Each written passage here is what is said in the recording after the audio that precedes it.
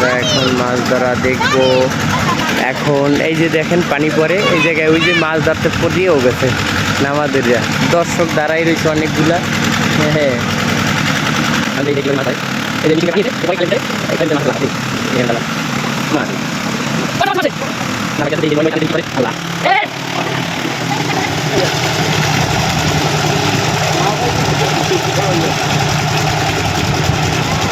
অনেক মাছ অনেক মাছ অনেক মাছ, মাশাআল্লাহ মাশাআল্লাহ। লইয়ান লইয়ান লইয়ান,